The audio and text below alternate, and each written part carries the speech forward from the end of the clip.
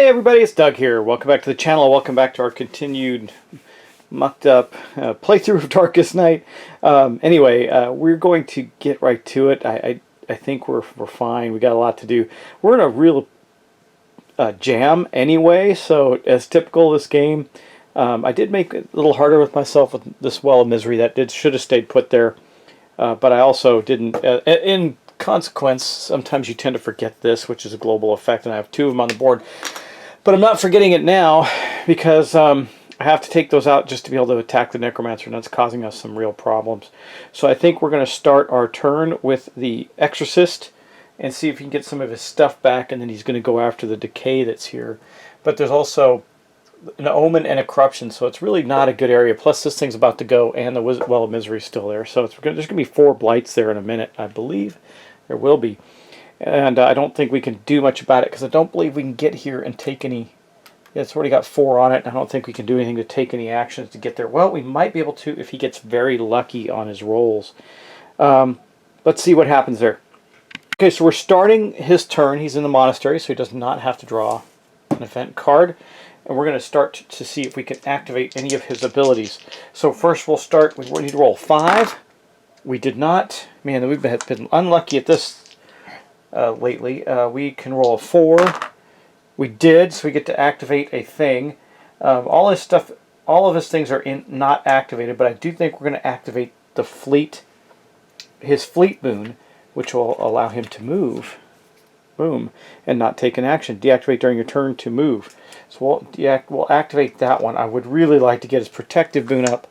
And the next one we have to roll a 2. Let's see if we can pull that off. A 2, we did. So his protective boon is up, which means deactivate after making a roll to ignore the consequences. So he's got 2 of his boons active, and that's the start of his turn. So what we're going to do next with him is we're going to take the fleet boon, and we're going to activate it so he can move here without consequence. So if I can pull this off, I'm not going to worry about this. That's cool. It'd be nice to get a supply cache, but if I can get rid of the Decay and get rid of this on this turn, then the monk and the well, we have to move him. We're going to have to pull him here. But if I get rid of the Decay, that will be really helpful. We're going to lose that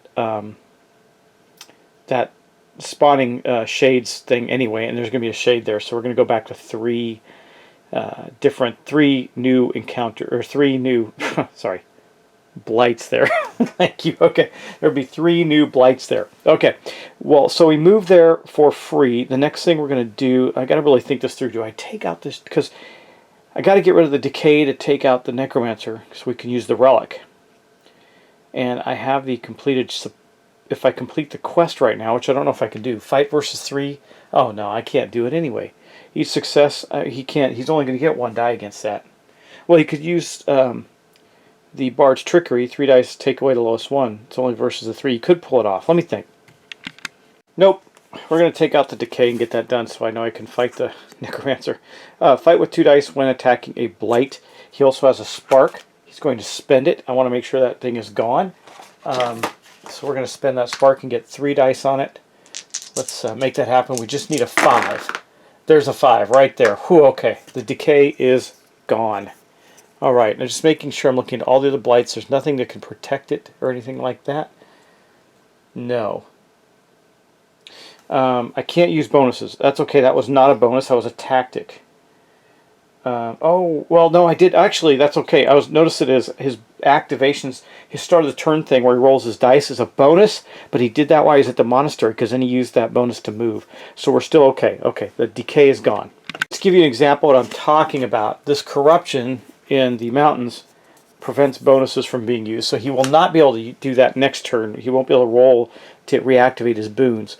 But remember, he did this while he was in the monastery before he moved in and used this to move his bonus. So we're okay.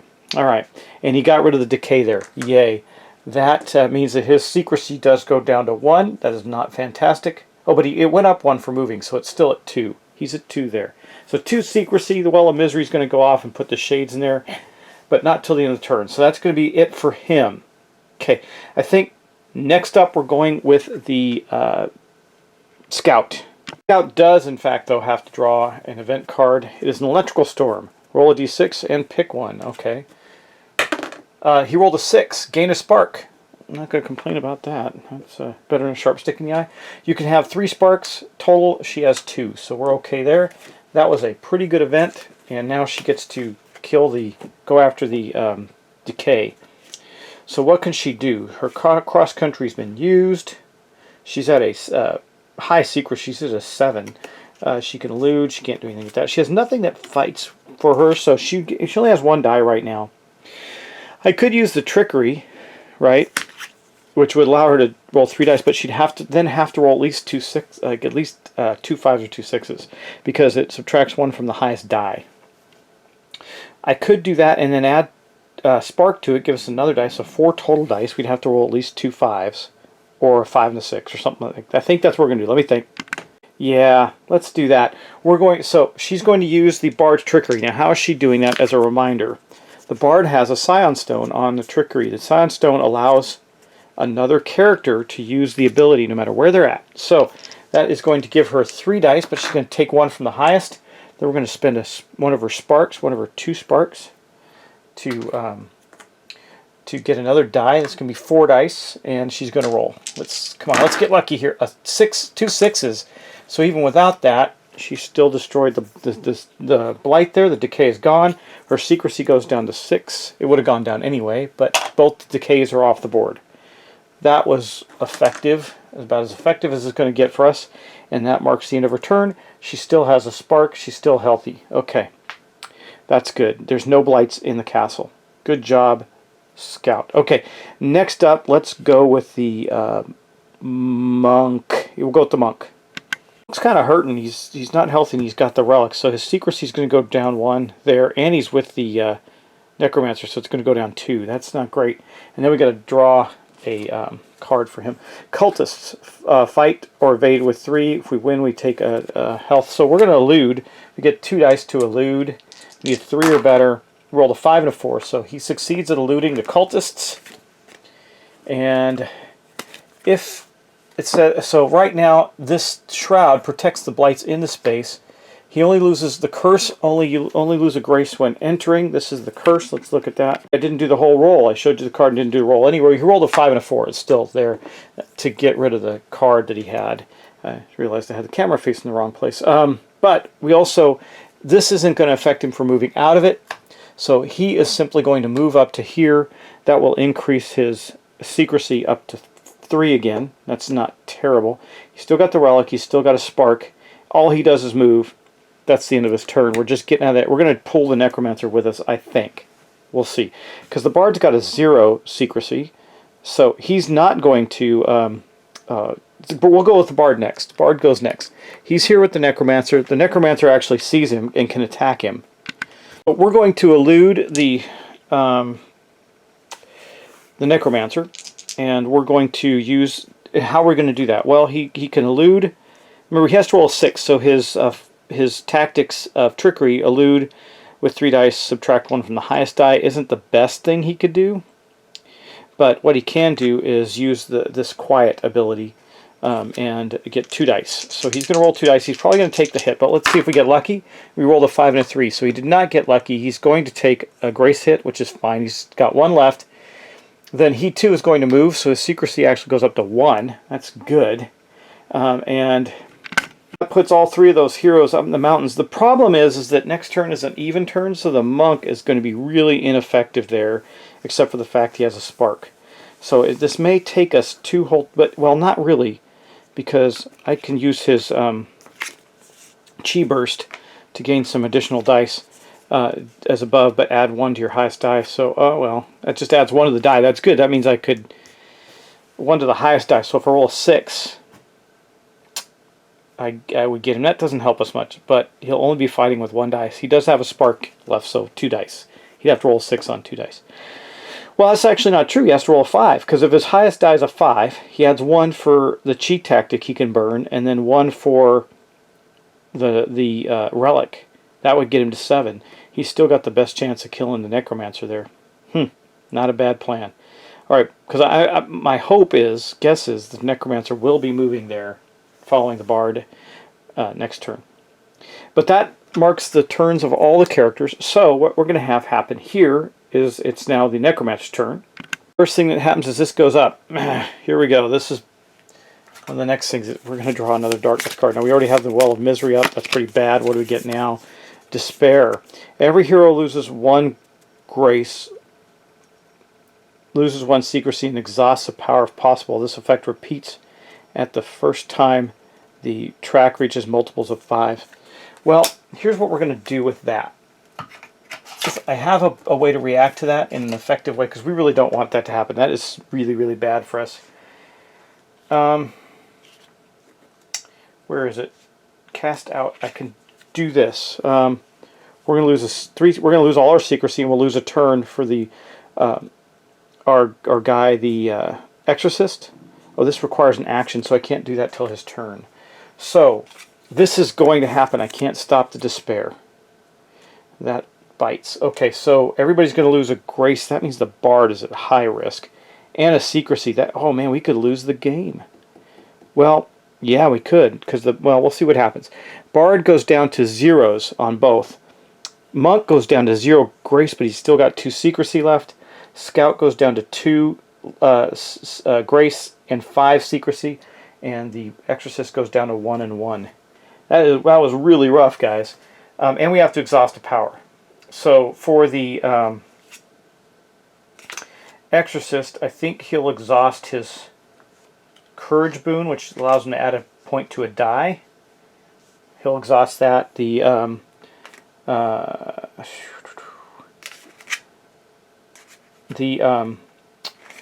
Scout will exhaust his treasure map cards. Now he's got 2 exhausted cards. He's got cross country and treasure maps exhausted. I'm just going to put those underneath for the moment. And then, oh gosh, that's rough for the Monk, because I might need this. I might need that. Well, actually, it's okay. We'll exhaust this because he has this. He can get all his powers back. And then the Bard, we're going to exhaust his Rousing Melody right now. It's not very effective for him, so he doesn't really have much he can do. So that's what the Bard looks like right there. He's exhausted. And that is going to be the end of that new power. Wow, that was just the power. Next thing that happens is this triggers here, and we expend this. So a new one's going to come out, but this goes away and we get a Shades Blight in the mountains. Let's get that out.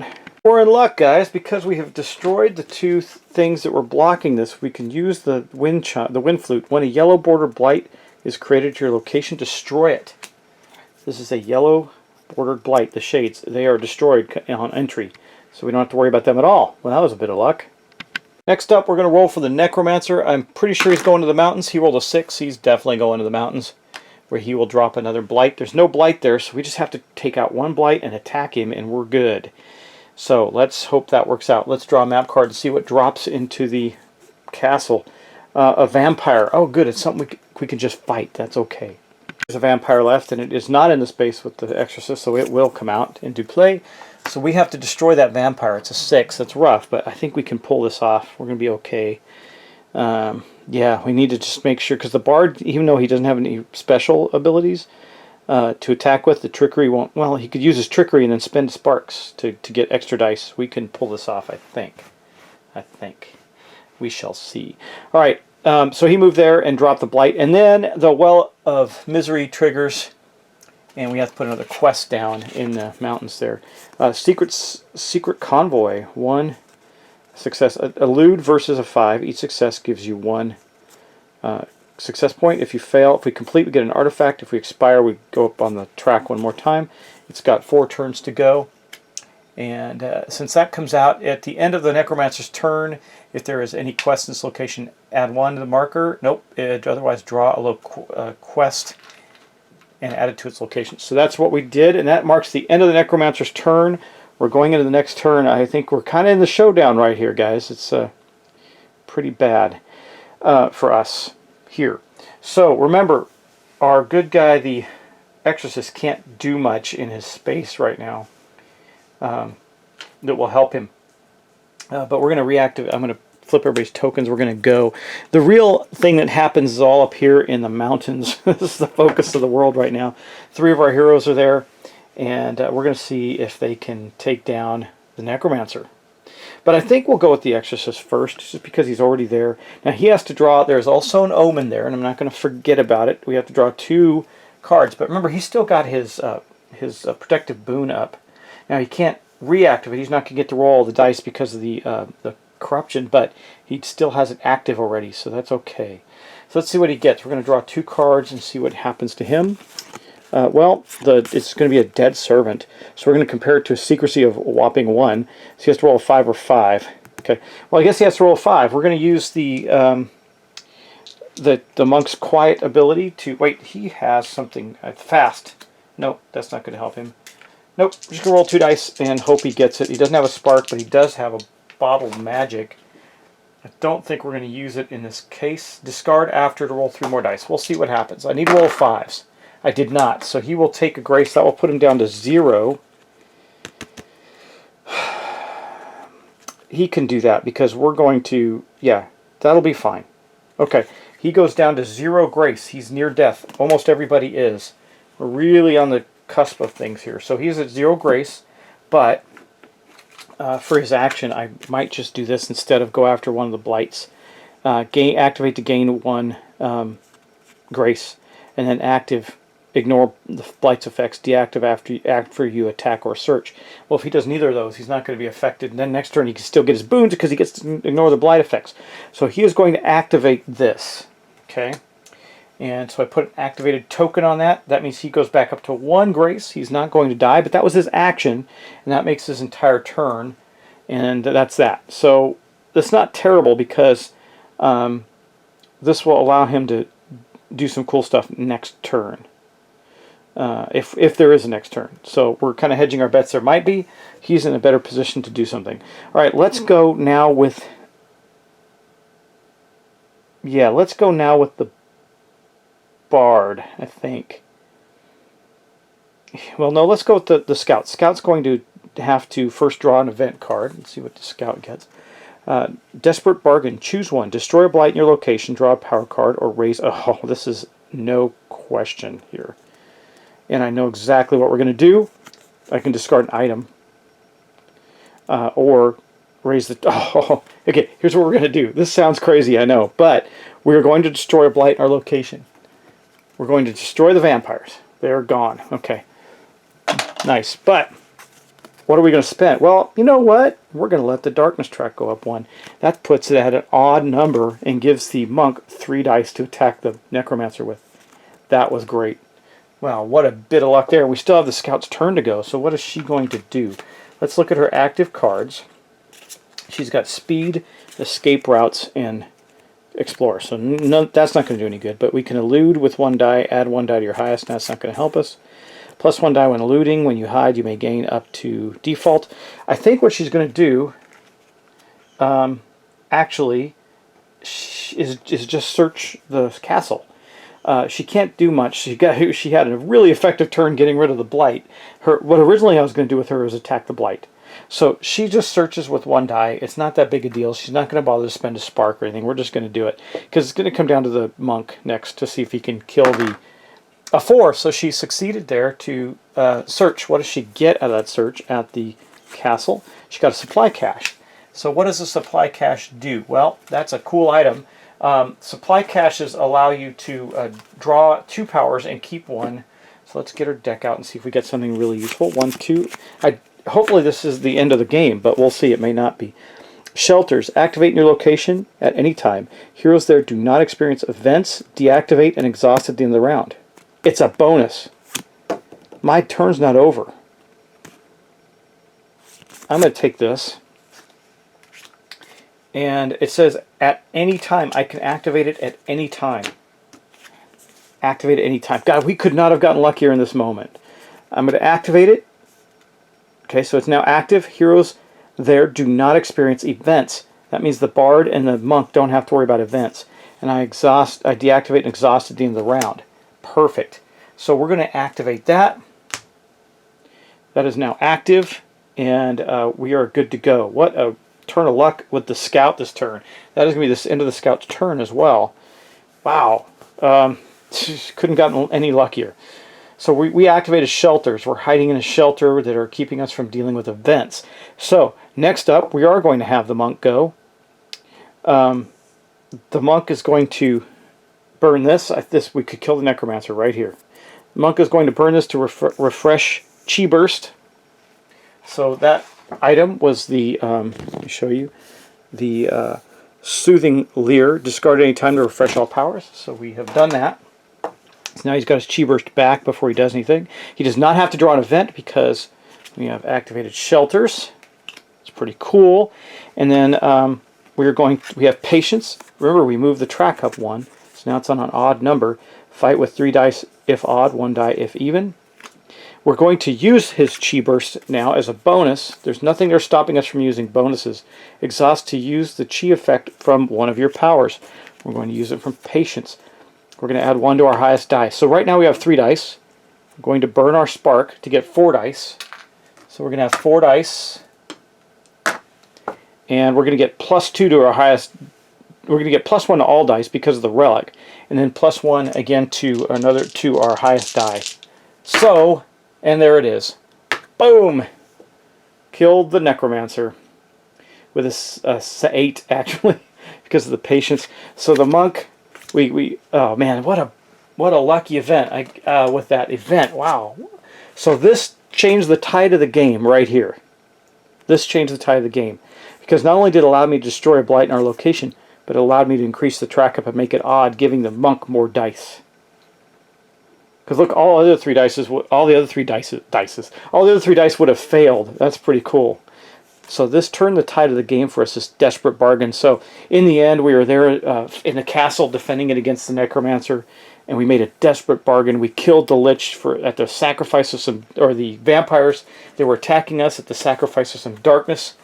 The vampires were defending the necromancer. They were the only thing defending the necromancer. We took them out. The world got a little darker, but it was the darkest before the dawn, right? Because then the monk came in blazing, fists of fury, and with the relic in hand, smashed the necromancer's head. Yeah, that's what I'm saying. Okay, and destroyed the necromancer. So, what a crazy end of the game. We actually, this could have gone very badly, and probably would have. I mean, I actually really hurt myself more with my error with the Well of Misery. It actually made it much harder for me. Think about all the negative effects that I took from quests that I couldn't complete because of that. And I'm sorry that happened. It is what it is. You know, sometimes the way these cards. Actually, I was worded very clearly. I just wasn't reading it right. So, but that'll help you if you draw it. You'll know what not to do with it because I showed you. But that ends that. And also, it's also hard. There's a couple things in this game that I'll tell you are tricky. One is remembering to draw an event card, especially since you always start in the monastery. This is something I always tell people to watch out for. Because your first turn's always in the monastery, you set the tone of not drawing a card first, and it kind of breaks it for you. And then every other turn, you've got to really remember to draw those event cards. I don't think I missed too many. I may have missed 1 or 2. It's hard to say, but I don't think I missed too many of them. Then the next thing is those global effects. Sometimes you just forget they're there because they're scattered around the board. This works better when there's other players helping because they say, hey, don't forget about the decay. Don't forget about the nexus, and you really got to keep track of those. And I think the only thing that really impacted was back when I think I did destroy a yellow blight when I shouldn't have, but, again, I was also putting out too many quest cards, so I think in the end it probably balanced out. Super hard game to win. We almost didn't win. I think if we didn't kill the necromancer in this turn, I don't know. I don't know how many more turns we would have had to be able to do that. But with the luck of the draw, we were able to luck of the draw on the event card, and then luck of the draw on this power, so we didn't have to worry about events. Just really good combo right there. That just comboed us up to take out the necromancer. So, the whatever God is defending, giving grace to these heroes and defending the monastery, just stepped in at the last moment and provided luck to the heroes. But that's it, guys. That's going to be the end of this playthrough. So thanks for watching. Thanks for subscribing. I hope you enjoyed it. I got a special one next time. Tune in because there's going to be a giveaway associated with the next playthrough, and I think you'll like it. So check it out. It's coming very, very soon. I will talk to you in the next episode of something. So take care, and I hope you enjoyed this kind of crazy round of Darkest Night. And I'll talk to you in the next series. Bye-bye.